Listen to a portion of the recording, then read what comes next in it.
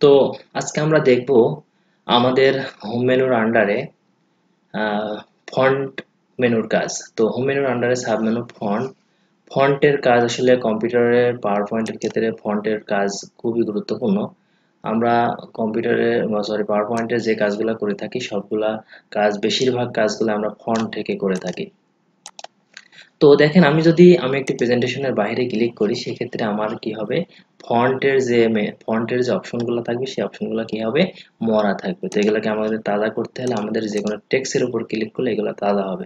এক কথায় আমি যে টেক্সটে কাজ করব সেই টেক্সটের উপরে ক্লিক করলে এইগুলার কাজ অপশনগুলো চলে আসবে। তো আমি কি করলাম, বাইরে ক্লিক করলাম, দেখেন বাইরে ক্লিক করলে আমার অপশনগুলো নাই।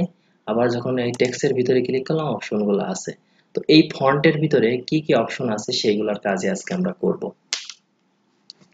তো এখানে দেখেন আমরা সর্বপ্রথমে দেখাবো এই লেখাটাকে মার্ক করলাম। মার্ক করার পরে মার্ক করতে হলে কি করতে হবে, এখান থেকে মাউসের কার্সর ধরে নিচের দিকে ধরে যদি আমি টেনে দিই তাহলে কি হবে, এটা মার্ক হবে।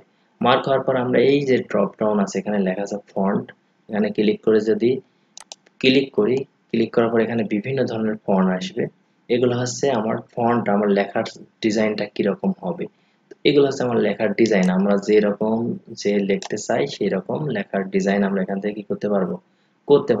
তো আমি লেখার ডিজাইনটা আমার মনে হচ্ছে এরকম হলে ভালো হয়, তো আমি এরকম করে দিলাম। এই হচ্ছে কি আমার ফন্টের কাজ। এরপরে আছে কি আমার হচ্ছে ফন্ট সাইজ, আমার যে ফন্টটি আছে এই ফন্টটির সাইজ কত হবে। এই সাইজটাকে যদি আমি কম কম ছোট বড় অথবা ছোট বড় করতে চাই সেই ক্ষেত্রে আমরা এখান থেকে যদি আমরা ক্লিক করি দেখেন ফন্ট ছোট বড় বিভিন্ন ধরনের হবে। এই ছিল হচ্ছে আপনার ফন্ট ছোট বড় করার কাজ। এরপরে হচ্ছে আপনার কি আছে, এরপরে আছে হচ্ছে আপনার এই যে ফন্টগুলো আছে আপনি যদি মার্ক করে যদি এই যে এখান থেকে যদি আপনি ক্লিক করেন ইনক্রিজ ফন্ট সাইজ তাহলে আপনার কি হবে, ফন্টগুলো বড় হবে। যদি আপনি এখান থেকে ক্লিক করেন ডিক্রিজ ফন্ট সাইজ তাহলে কি হবে, ফন্টগুলো ছোট হবে। এই ছিল ফন্ট শর্টকাটে ছোট এবং বড় করা, ইনক্রিজ ফন্ট আর একটা হচ্ছে ডিক্রিজ ফন্ট। এরপরে আছে কি, এরপরে আছে হচ্ছে ক্লিয়ার অল ফরম্যাটিং। যদি আমি এখান থেকে যে কাজগুলো করেছি এই কাজগুলোকে যদি ফরম্যাট করতে চাই সেক্ষেত্রে আমি যদি এটাকে ক্লিক করি তাহলে কি হবে, যতগুলা কাজ করেছি সবগুলা কাজ কি হবে আমার ফরম্যাটিং হয়ে যাবে, মানে পূর্বের ন্যায় হয়ে যাবে, যে যে কাজগুলা আমি এখানে গত পর্বে রিসেটের মাধ্যমে দেখিয়েছিলাম। তো আমি দেখা যাচ্ছে প্রেজেন্টেশনে অনেকগুলা কাজ করেছি সেই কাজগুলাকে আমি ব্যাকে চলে আসার জন্য অথবা প্রথমে পূর্বে যেরকম ছিলাম সেরকম করার জন্য আমরা কি করব, এখান থেকে ক্লিয়ার অল ফরম্যাটিং এ ক্লিক করলে আমরা এখান থেকে আগের মতো হয়ে যাবে। তো আমি এখান থেকে আবার ফন্টটাকে একটু ছোট করে নিই, ফন্টটাকে একটু ছোট করে নিলাম। নেওয়ার পরে আমরা চলে আসলাম নিচে। নিচে কি হচ্ছে, আমার এই লেখাটাকে যদি আমি একটু মোটা করতে চাই সেক্ষেত্রে আমরা কি করব, এখানে বোল্ডে ক্লিক করব। বোল্ডে ক্লিক করলে কি হবে, আমার লেখাগুলো কি হবে, মোটা হবে। এরপরে কি আছে, এই লেখাগুলোকে যদি আমি একটু বাঁকা করতে চাই, একটু ডিজাইন করতে চাই সেক্ষেত্রে আমি লেখাটাকে মার্ক করব। এখান থেকে যদি আমি এই যে ইটালিকে ক্লিক করে আমার লেখাগুলো একটু বাঁকা হবে। তো এই ছিল হচ্ছে আমার ইটালিকের কাজ। এছাড়াও আমার এখানে যদি আমি লেখার নিচে যদি আন্ডারলাইন করতে চাই সেক্ষেত্রে আমি লেখাটাকে মার্ক করলাম, মার্ক করার পরে যদি আমি ইউ এর নিচে ক্লিক করে দিই তাহলে কি হবে, আমার প্রতিটা লেখার নিচে কি হবে, আন্ডারলাইন হবে। এছাড়াও যদি আমি একটা একটা করে করতে চাই তাহলে কি হবে, একটা একটা করে আন্ডারলাইন হবে। এরপরে আছে কি, এরপরে আছে হচ্ছে আপনার টেক্সট শ্যাডো। মনে করেন যে আমার এই টেক্সটটাকে শ্যাডো দিব, শ্যাডো দিতে হলে এবার আমাকে কি করতে হবে, এটার উপর ক্লিক করতে হবে, দেখেন আমার টেক্সটটাকে শ্যাডো হয়ে যাবে, মানে লেখাটা একটু শ্যাডো দেখাবে। এরপরে আছে মনে করেন যে আমি এখানে এই যে ব্রাউন লেখাটা আছে ব্রাউন লেখাটাকে কি করবো, মাঝখান থেকে কেটে দিব। এই লেখাটা আমার দরকার নাই, মাঝখান থেকে কেটে দিব। কেটে দিতে হলে আমার এখান থেকে কি করতে হবে, এই যে এখান থেকে এটাকে ক্লিক করে দিলে কি লেখাগুলো কেটে যাবে। এরপরে আছে হচ্ছে আপনার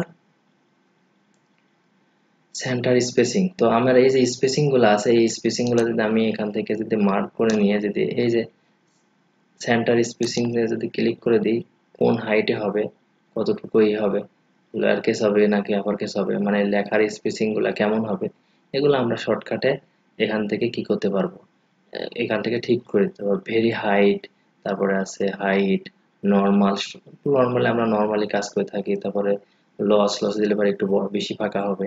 আমরা সবসময় নর্মালি কাজ করে থাকি তাই নর্মালি এটা দিয়ে রাখবো।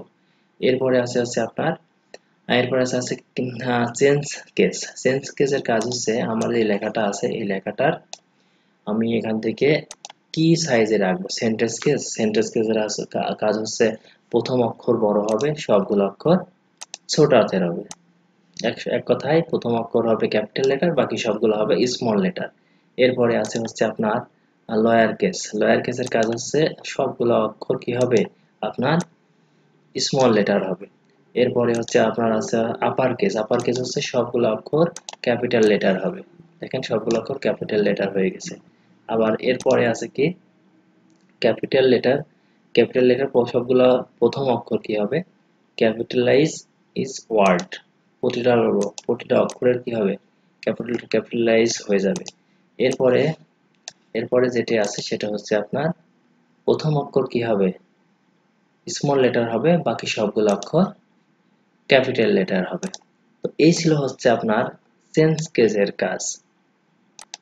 কি কাজ? Change case. তো এখান থেকে আমরা সবসময় সেন্টেন্স কেসে রেখে দেব, তাহলে কি হবে আমার লেখাগুলো সেন্টেন্স আকারে সুন্দর করে সাজানো থাকবে। এরপরে আছে হচ্ছে আপনার কি টেক্সট হাইলাইটস কালার। তো টেক্সট হাইলাইটস কালারের কাজ হচ্ছে আমি এখানে এই লেখাটুকু কি করব হাইলাইটস করব। হাইলাইটস মার্কার দিয়ে যেরকম আমরা বইয়ের উপরে হাইলাইটস করে এরকম হাইলাইটস করব। হাইলাইটস করার জন্য আমরা এখান থেকে যদি এটাকে ক্লিক করি দেখেন হাইলাইটস হয়ে যাবে। তো হাইলাইটস এর বিভিন্ন কালার আছে। আমরা যদি এখান থেকে যদি এটাকে যদি মার্ক করে নিয়ে এই যে ড্রপ ডাউনে ক্লিক করি এখান থেকে দেখেন বিভিন্ন ধরনের কালার দিয়ে আমরা এই লেখাগুলোকে হাইলাইটস করতে পারবো।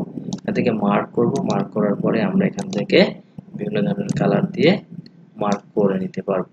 তো বাই ডিফল্ট কালার থাকে হচ্ছে ইয়েলো কালার দিয়ে আমি এখানে রেখে দিলাম। এরপরে আছে হচ্ছে আপনার ফন্ট কালার। ফন্ট কালার হচ্ছে আমরা যে লেখাগুলোকে আমরা ফন্ট বলে থাকি, এই যে প্রতিটা অক্ষরকে আমরা ফন্ট বলে থাকি। তো মনে করেন আমি এখান থেকে এই যে লেখাগুলো আছে এই লেখাগুলো কি করব ফন্ট কালার চেঞ্জ করব। তো ফন্ট কালার চেঞ্জ করতে হলে এখানে আছে কি ব্ল্যাক কালার, আমি এখান থেকে কি করলাম রেড কালার করে দিলাম। এই হচ্ছে ফন্ট কালার চেঞ্জ করা। এরপর নিচে গেলাম, নিচে গিয়ে যদি আমি আবার এটাকে ক্লিক করি, ক্লিক করার পরে যদি আমি এখান থেকে অন্য একটি কালার দিচ্ছি দেখেন কালার চেঞ্জ হয়ে গেল। এই হচ্ছে ফন্ট কালার। তো আমি আমার প্রেজেন্টেশনের কাজ করার সময় আমরা সব সময় বেশি কাজ করে থাকি ফন্টের। তো আপনারা এই ভিডিওটাকে খুব মনোযোগ সহকারে দেখবেন এবং যদি না বুঝে থাকেন আমাকে কমেন্ট করবেন, আমি আপনাদেরকে আরো বিস্তারিতভাবে দেখিয়ে দিব, অথবা আপনারা যেভাবে বলবেন সেভাবে আমি সুন্দর করে ভিডিও বানিয়ে আপনাদেরকে দিব। তো আসলে ভিডিওতে সবকিছু দেখানো সম্ভব হয় না। যদি আপনারা কেউ কমেন্ট করেন, যদি কেউ প্রশ্ন করেন সেই ক্ষেত্রে আপনাদেরকে পুরোপুরি দেখানো সম্ভব হয়। তো আজকে এই পর্যন্তই, ভালো থাকবেন। আল্লাহ হাফেজ।